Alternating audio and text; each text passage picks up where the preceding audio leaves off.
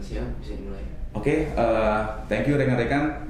Kali ini kita punya kesempatan yang sangat baik sekali dan kita bisa ngobrol dengan Mas Fajrin Rashid, co-founder dan presiden Bukalapak, dan tentunya buat saya pribadi ini kesempatan yang sangat luar biasa dan buat rekan-rekan semua untuk bisa belajar banyak hal terkait dengan operation Bukalapak, terkait dengan planning, integrated planning di perusahaan ini. Nah, mungkin Bukalapak nggak perlu kita kenalin, seluruh Indonesia tahu, bahkan mungkin ASEAN dan sebagian besar dunia mungkin tahu, karena di Bloomberg sudah masuk itunya. Kemudian Mas Fajrin, semua orang juga di YouTube banyak banget Mas. Mungkin kita tidak terlalu mengenalkan beliau karena udah terkenal gitu. Dan dalam kesempatan ini mungkin saya akan langsung bertanya nih terkait dengan proses operasional di Bukalapak yang selama ini mungkin jarang di-collect oleh teman-teman, karena biasanya kan terkait dengan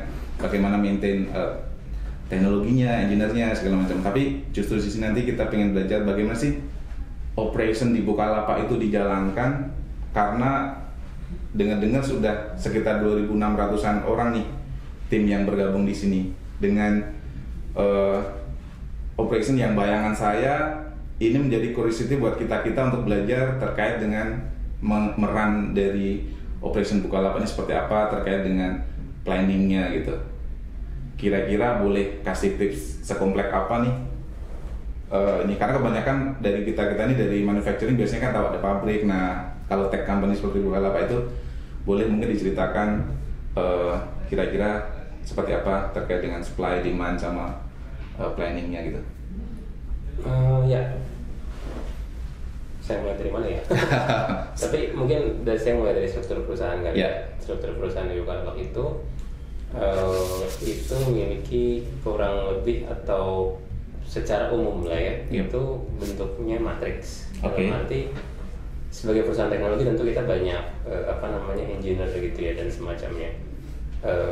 Tentu kita juga ada fungsi-fungsi seperti marketing, bisnis dan lain sebagainya. Okay.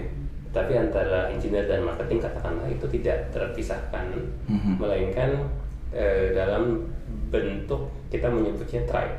Tribe ini katakanlah semacam mini perusahaan, atau mini startup di dalam perusahaan besar Bukalapak ini, di mana di masing-masing tribe ini itu ada fungsi teknologi, tadi engineering, ada fungsi bisnisnya juga. Jadi di dalam satu tribe ini katakanlah ada software engineer, ada software engineer pun macam-macam ya, ada back end, front end, ada orang datanya, data scientist dan semacamnya, ada orang UI UX-nya begitu ya, ada juga orang bisnisnya gitu, entah itu bisnisnya dalam hal ini, entah itu marketing, entah itu partnership dan lain sebagainya. Jadi sebagai contoh, katakanlah tribe payment kita menyebutnya, salah satu contoh tribe di Bukalapak. Tribe payment ini ada engineer-nya tentunya gitu ya, yang mengurus misalkan kalau kita berbelanja di Bukalapak, kemudian check out nih gitu kan, ada fitur pembayaran menggunakan channel tertentu begitu ya. Tentu ada yang mengembangkan fitur itu secara teknis. Nah itu orang ada engineer-nya. Tapi juga tentunya katakanlah ini ada pembayaran menggunakan kartu kredit, menggunakan katakanlah sekarang macam-macam ya, ada Indomaret, Alfamart dan lain sebagainya. Tentu ada juga butuh orang yang bisa, atau orang bisnis yang istilahnya mendiskusikan banyak hal lah, negosiasi bisnis dan semacamnya dengan partner-partner tadi. Nah ini orang bisnis dan orang engineer itu berada dalam satu tribe itu. Jadi kurang lebih struktur di Bukalapak seperti itu. Nah masing-masing tribe itu ada yang memang sangat-sangat terkait dengan teknis gitu ya. Dalam arti mungkin minimal berinteraksi dengan offline, dalam arti dia lebih ke bagaimana membuat halaman depan Bukalapak yang menarik dan lain sebagainya. Tetapi ada juga tribe yang tadi seperti contoh payment itu agak-agak offline, dalam arti kita juga harus benar-benar mengurus katakanlah ini uang masuk dan lain sebagainya begitu kan. Nah, ketika misalnya tribe di payment gitu ya, itu berarti nanti ada juga yang ke merchant dan segala macam. Itu tuh nanti marketing itu under tribe itu juga full. Nah itu masing-masing lagi. Jadi misalkan tribe payment itu ada orang bisnis yang salah satunya juga bertanggung jawab untuk katakanlah bagaimana membuat promo terkait dengan payment channel tertentu. Ya kan? Misalkan ada promo whatever diskon 25% menggunakan kartu kredit tertentu. Nah, itu menjadi tanggung jawab dari Stripe Payment juga. Begitu. Tetapi ada juga misalkan ada promo gratis ongkir menggunakan kurir tertentu. Nah, itu tanggung jawab Stripe Logistik seperti itu. Nah, ini menarik ketika ada Stripe itu berarti semacam semua CEO masing-masing punya SBU gitu ya seakan-akan ya. Nah, itu kalau mensinergikan sebuah planningnya, misalnya tadi payment ternyata ada promo logistik, kemudian dengan perbankan misalnya, itu how to integrate itu tuh berbagai lini tuh Mas. Jadi pertama kita mulai dari atas dulu. Mungkin pertanyaan dari awal dulu, kita track apa yang dibutuhkan begitu kan, seperti itu. Kita mulai dari atas dulu, kita menentukan KPI perusahaan secara besar begitu ya. Katakanlah kalau e-commerce gampangnya mungkin transaksi lah gitu ya. Makin banyak transaksi ya makin bagus gitu kan. Ini kemudian kita pecah, bagaimana untuk mencapai KPI tersebut gitu ya. Contoh kemudian kita kalau e-commerce itu pasti ada funnel gitu kan. Orang katakanlah dari mulai visit ke add to cart, kemudian check out, bayar gitu kan. Artinya ini berarti mungkin bisa membentuk track khusus untuk di masing-masing funnel tadi. Misalkan seperti itu salah satu metodenya. Itu yang kemudian menjadi salah satu pertimbangan Bukalapak untuk membentuk track. Sehingga contoh misalkan ini check out ini sesuatu yang sepertinya perlu difokuskan nih begitu. Sehingga kemudian dibuatlah track payment tadi yang fokusnya adalah bagaimana memastikan orang itu kalau misalkan check out bayar begitu kan, seperti itu. Termasuk bagaimana mungkin promo yang menarik, termasuk juga dari sisi teknisnya, misalnya speednya gitu ya dan lain sebagainya, termasuk dari sisi bisnisnya juga dalam arti payment channel apa ya yang kira-kira kita belum punya, tetapi orang Indonesia banyak yang menggunakan gitu kan. Sehingga kita perlu analisis juga dari sisi potensial market dan sebagainya untuk menambahkan payment channel tersebut, misalkan seperti itu. Nah, tadi menarik ketika misalnya secara garis besar mungkin tahun ini ada target growth sekian gitu ya. Itu mengalainkan antara target growth ataupun pengguna dan segala macam dengan berbagai mini CEO-nya itu, cara mecah KPI-nya itu biasanya seperti apa? Artinya setiap bulanan kemudian dibagi dengan weekly atau masing-masing udah langsung dipecah ke track masing-masing atau seperti apa? Pertama kita pecah ke masing-masing track menggunakan semacam business driver begitu ya. Jadi untuk mencapai ini kan ini dikali apa gitu ya. Contohnya kalau misalkan di payment tadi ya misalnya kalau kita bisa menaikkan conversion rate, artinya kita menyebutnya dari yang masuk ke halaman checkout berapa banyak yang benar-benar bayar misalnya, itu otomatis bisa meningkatkan transaksi atau transaksi Bukalapak secara keseluruhan begitu kan. Begitu juga untuk track lainnya. Biasanya kita memecahnya menjadi 3 bulanan. Jadi kita biasanya mengadakan semacam raker begitu ya setiap 3 bulan untuk masing-masing track ini mempresentasikan kira-kira plan besarnya. 3 bulan ini fokusnya katakanlah kalau kita balik ke payment tadi, kita mau menambah channel pembayaran A misalkan seperti itu. Dengan asumsi atau dengan analisis bahwa channel pembayaran A ini memiliki potensi yang besar, misalkan seperti itu. Kemudian itu kita monitor, sebenarnya secara teknis kita bisa aja monitor day to day, karena kita perusahaan IT, bahkan real time juga bisa gitu kan. Dan di masing-masing track itu mungkin dimonitor secara real time atau day to day paling tidak. Tapi di manajemen level biasanya kita memonitor dalam waktu tiap minggu. Jadi tiap Senin pagi gitu biasanya kita juga ada pertemuan kecil begitu ya, untuk setidaknya melakukan checking lah, health check dari 3 bulanan target itu seberapa nih progresnya itu di masing-masing minggu itu, sehingga kalau misalkan ada yang masalah yang cukup besar yang perlu didiskusikan dengan track lain atau dengan manajemen, itu bisa di saat itu. Nah, ketika tadi mingguan ada ya tiap hari Senin misalnya itu peserta meeting itu siapa aja biasanya? Kita menyebutnya track leader tadi. Setiap kayak misalnya tadi payment itu satu orang. Betul. Kecuali kalau berhalangan ya ada yang menggantikan, tapi intinya dari masing-masing track ada orang yang bisa menyampaikan kurang lebih minggu kemarin KPI-nya achievement-nya seperti ini. Kalau bagus sih biasanya oke, skip bahas lagi yang lain. Tapi kalau misalkan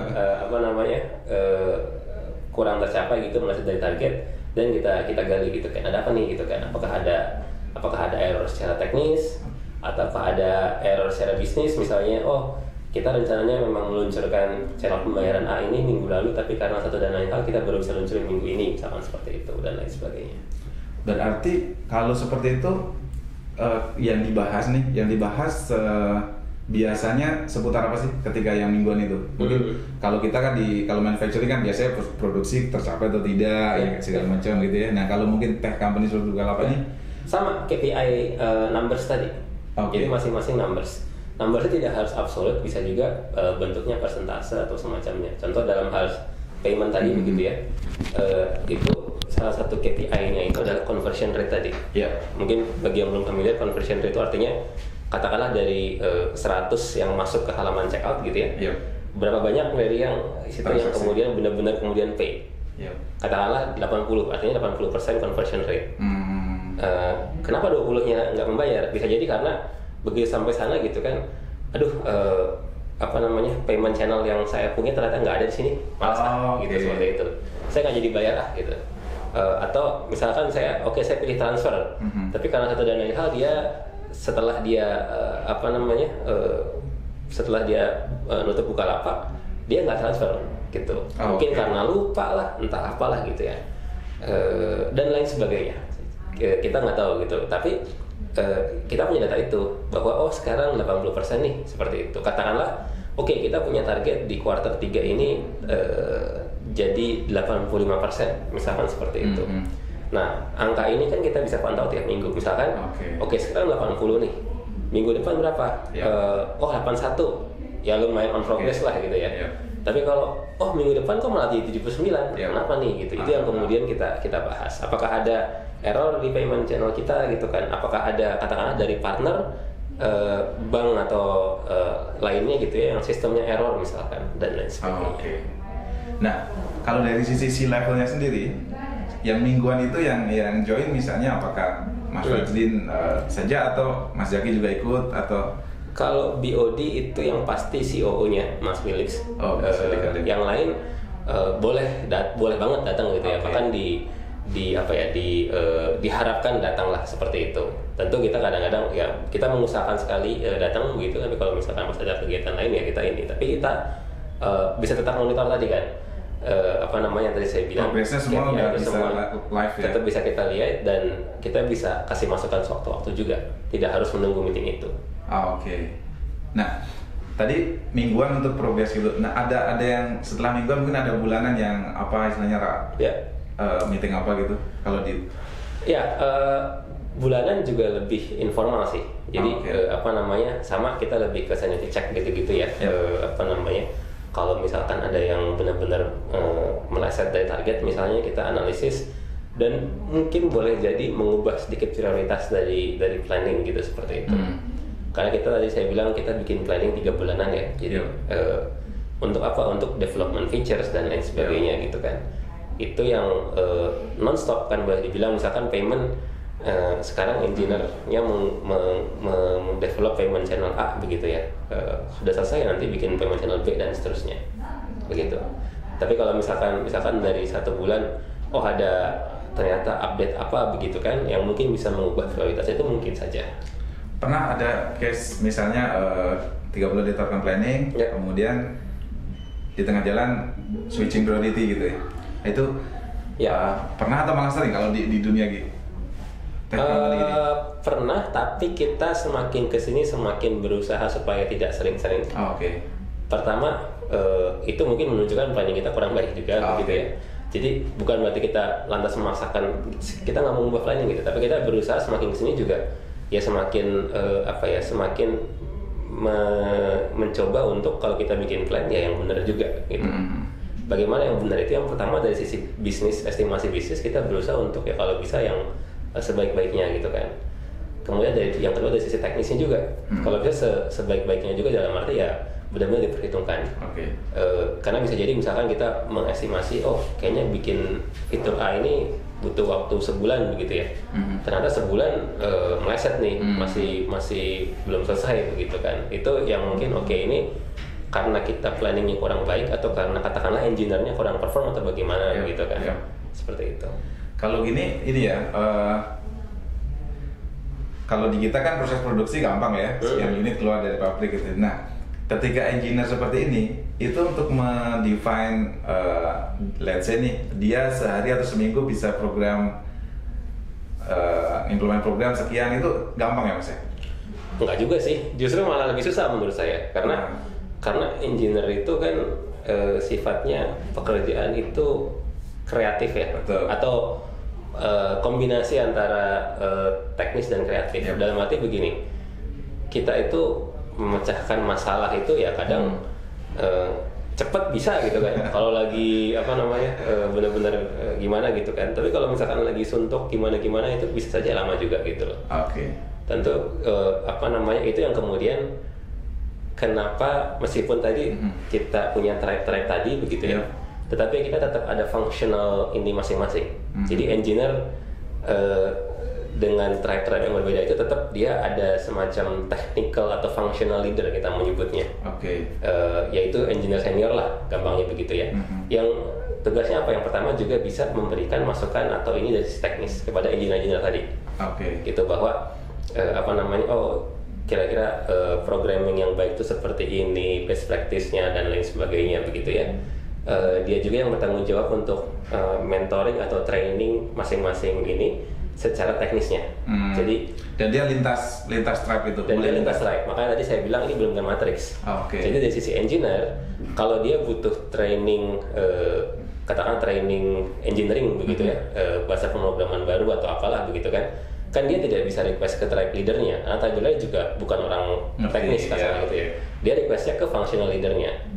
Gitu. That's why the matrix structure. Ini yang kemudian bisa meningkatkan estimasi untuk kalau misalkan engineer bagaimana sih ininya gitu ya. Makanya kalau misalkan tadi saya bilang kalau misalkan ada yang miss deadline begitu, problemnya bisa jadi dua. Yang pertama adalah planningnya sendiri yang kurang baik, begitu. Atau yang kedua sebenarnya planningnya udah oke, tapi ternyata engineer yang memang kurang perform sesuai standar gitu.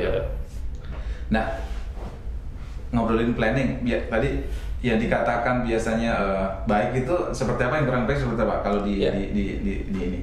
Pertama dari sisi bisnis analisisnya make sense dalam arti kita pengen membuat fitur whatever, misalkan di Bukalapak katakanlah dulu belum ada fitur, kalau sekarang sudah ada ya, tapi katakanlah dulu belum ada fitur pembayaran tagihan listrik misalnya. Ya udah kita estimasi kalau ingin membuat fitur tagihan listrik ini kira-kira estimasi transaksi di Bukalapak kira-kira akan bertambah berapa gitu kan. Jadi ngelik juga ke volume sekian ratus miliar misalkan atau berapalah begitu ya. Itu estimasinya dari sisi bisnis begitu kan. Dari sisi teknis, membuat fitur tagihan listrik ini katakanlah butuh waktu 1 bulan. Nah itu kan satu jenis analisis, satu jenis estimasi. Mungkin ada estimasi yang lain. Bagaimana dengan tagihan air, PAM gitu misalnya? PAM ini estimasinya mungkin puluhan miliar dibandingkan dengan tagihan listrik yang ratusan miliar. Sedangkan development time-nya mirip 1 bulan, misalkan seperti itu. Ya jadi dari situ analisisnya kita bikin tagihan listrik dulu deh seperti itu. Ya. Nah, dengan banyaknya tim ya sekarang ya, kayaknya dulu setahun yang lalu masih di bawah 2000 ya. Sekarang udah 2600-an sekian gitu. Tentunya itu apalagi yang di manage ini kan orang-orang pinter lah, engineer ya, yang mungkin kadang idenya itu out of the box ataupun lain-lainnya gitu. Nah, cara untuk menyatukan mereka biasanya biar nggak ada silo mindset atau silo management itu so far seperti apa? Pertama, kita berusaha untuk bottom up approach dalam arti kita jarang memberikan KPI atau ini yang sangat-sangat spesifik. Bukan KPI, memberikan arahan pekerjaan yang sangat-sangat spesifik, dalam arti kamu ngerjain A ya, habis itu ngerjain B ya, habis itu ngerjain C ya gitu. Itu enggak, jarang. Jadi gedenya aja pokoknya. Jadi, ini terserah ya, kamu gitu. Gampangnya begitu. Ide menarik. Atau katakanlah tadi fitur atau payment lagi, balik lagi gitu ya. Kita jarang minta misalnya kamu tolong dong implement A gitu. Pokoknya yang penting KPI kita capai tadi gitu. Untuk yang lainnya juga sama. Itu kita kebanyakan seperti itu. Jadi kita mempersilahkan masing-masing punya ide apa, ya udah silakan dianalisis atau istilahnya semacam dipresentasikan gitu ya di raker tadi misalnya. Ini tuh fitur ini kira-kira bisa mendatangkan GMV atau GMV itu gross merchandise value gitu ya, sekian ratus miliar atau sekian triliun di Bukalapak gitu kan, dengan development time-nya sekian lama. Jadi masing-masing di tribe level itu memiliki ownership yang cukup tinggi juga, bahwa ini semacam mainan gua nih. Gede nih loh gitu ya, gitu. GMV-nya. Betul. Dan secara teknis juga ke masing-masing engineer itu juga sama, dalam arti ini pengembangan fitur pembayaran tagihan listrik dan lain sebagainya tadi gitu ya. Most likely engineer yang juga memiliki kebebasan juga untuk bagaimana bisa menerapkan fitur itu dengan knowledge yang dia punya, begitu. Karena kan dari sisi trader juga dia kan nggak terlalu teknis juga gitu ya. Jadi engineer juga akan merasa bahwa wah, saya nih yang mengembangkan secara fitur ini secara teknis nih sebenarnya saya gitu, seperti itu. Oke. Nah, kalau tadi misalnya target dipecah 3 bulanan gitu ya. Itu ada nggak sih mungkin kalau di manufacturing kadang kan planning itu bisa setahun lebih nih, karena perlu penyiapan riset, product development baru, launching dan segala macam, distribusi disiapkan gitu ya. Nah, kalau di Bukalapak seperti apa? Misalnya kayaknya ada proyek yang baru setahun ke depan, persiapannya bisa setahun lebih nih. Itu banyak juga nggak yang muda gitu? Jadi di Bukalapak itu bedanya itu agak sedikit beda antara project management dan product management. Bedanya apa? Project itu sepertinya jelas bahwa end-nya startnya begini, end-nya begini, begitu ya. Dan kita move on ke project yang lainnya. Di Bukalapak itu memang kita lebih cenderungnya product management, dalam arti fitur pembayaran tadi gitu ya. Nah, saya balik lagi ke contoh payment. Itu akan selalu berkembang, tidak selesai sampai di situ saja. Nggak berarti bahwa kita mengembangkan satu fitur selesai and then that's it, belum tentu juga. Dari sisi implementasi user aja bisa berbeda. Contoh, dulu orang-orang kalau belanja pakainya kan desktop ya, internet gitu. Sekarang belakangan semuanya mobile. Artinya kita juga harus bertransformasi. Tadinya payment channel di desktop seperti ini, begitu mobile nanti seperti ini, begitu kan. Nanti mobile pun ada Android, ada iPhone, itu pun user experience-nya bisa jadi berbeda. Begitu kan. Nanti ada yang baru lagi akan berubah lagi. Itu baru dari sisi UI UX. Belum kita bicara dari sisi teknis. Kalau sekarang katakanlah payment channel, sekarang usernya katakanlah sehari misalnya jutaan transaksi gitu ya. Mungkin berjalan dengan baik. Bagaimana kalau 2-3 tahun lagi usernya atau transaksinya puluhan juta? Dari sisi scalability gimana nih gitu kan? Itu udah disiapin juga ya? Jadi produk-produk ini merupakan sesuatu yang menurut saya almost never ending, begitu. Harus terus dipantau, apakah ini akan perlu di maintain atau tidak, begitu. Jadi proses menyatukan para engineer itu kerangkanya saya belum kebayang nih. Kebetulan saya mikir biasa dengan engineer mungkin hampir 1000-an ya, atau mungkin lebih di Bukalapak itu mensinergikan mereka, alignment kerja sesuai dengan at least kita menuju ke sana, kamu ngerjain A, B, C, D, itu proses lebih detailnya itu seperti apa sih sekilas kalau engineer itu seperti itu? Kalau engineer sih dia akan lebih banyak ya, pertama berpatokan dengan bisnis gampangnya gitu ya, which is tribe lead tadi gitu ya. Dan yang kedua berpatokan dengan engineering, dalam arti framework atau engineering yang baik tadi seperti apa dan lain sebagainya itu, sehingga dia bisa bermain tapi masih dalam ranah yang ditentukan, begitu. Dan mereka katanya bisa kerja flexi hour ya? Iya, itu sebenarnya dalam arti gitu ya, balik yang tadi dengan konsep bahwa dari kita yang penting KPI tadi, memang kemudian kita ditambah fakta bahwa engineering itu sesuatu yang lagi-lagi tidak bisa, agak-agak ada unsur kreativitas gitu ya. Itu akhirnya yang membuat kita agak-agak fleksibel, dalam arti ya ada engineering yang katakanlah dia lebih senang kerjanya malam misalkan seperti itu.